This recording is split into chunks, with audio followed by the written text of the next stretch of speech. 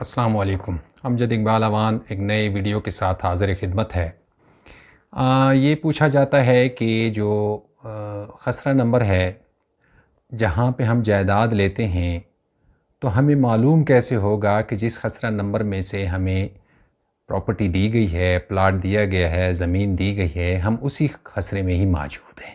کسی اور خسرے میں موجود نہیں ہے، ہمیں قبضہ اسی جگہ پہ مل گیا ہے جو ہمیں دی گئی ہے۔ تو اس کے لیے گزارش ہے کہ جب ہم لاکھوں روپے کروڑوں روپے لگاتے ہیں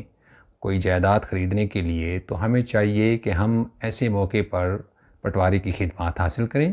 اسے درخواست دیں، وہاں بھی پیسے دے دیں۔ کوئی مسئلہ نہیں ہے کہ آپ نے جب کروڑوں کی جائیداد لی ہوئی ہے تو چند ہزار وہاں دے کے اس کی خدمات حاصل کریں۔ اس کے پاس ایک عکس شجرہ ہوتا ہے جس میں جائیداد کی تمام تفصیل درج ہوتی ہے، اور اس کے آگے پیچھے دائیں بائیں کیا ہے اس جگہ پہ وہ بھی ہوتا ہے۔ تو وہ آپ کے ساتھ جا کے آپ کی جگہ کی نشاندہی کر دے گا کہ آپ کی جو جائیداد ہے جس خسرے میں آپ نے لی ہوئی ہے وہ اس جگہ پہ موجود ہے۔ فرض کریں آپ نے ایک لے لی جائیداد، آپ کا جو وہ ہے نشاندہی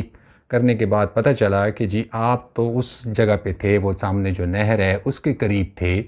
اور آپ اس وقت اس دوسری سائڈ پہ ہیں، مشرق سائڈ پہ آپ جو ہے قابض ہوئے پڑے ہیں، لیکن خسرہ نمبر وہی ہے جس میں آپ نے جو ہے نا جائیداد لی ہوئی ہے۔ فرض کرو 35 نمبر خسرہ میں آپ نے جائیداد لی ہوئی ہے، اور اس 35 نمبر خسرہ کی اس مخصوص جگہ پہ آپ نہیں ہیں، آپ کو ہونا چاہیے تھا دائیں سائڈ پہ کسی جگہ پہ جو آپ کو ملی ہے، آپ بائیں سائڈ پہ کسی جگہ پہ بیٹھے ہوئے ہیں۔ تو یہ مسئلہ نہیں ہے، اس میں یہ جگہ کی تبدیلی ہو سکتی ہے، آپ کو وہاں قبضہ دیا جا سکتا ہے کہ یہاں آپ سے ہٹ جائے، وہاں چلے جائیں۔ تو سیم خسرے میں اگر آپ کے ساتھ یہ مسئلہ ہوا پڑا ہے تو وہ تو قابل حل ہے۔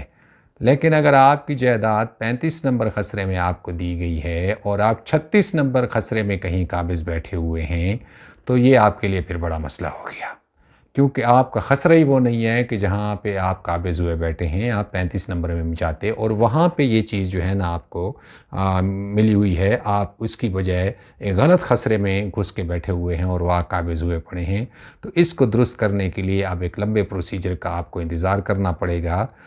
اس سے بہتر ہے کہ جب آپ جائیداد لیں تو اس میں پٹواری کی خدمات لیں،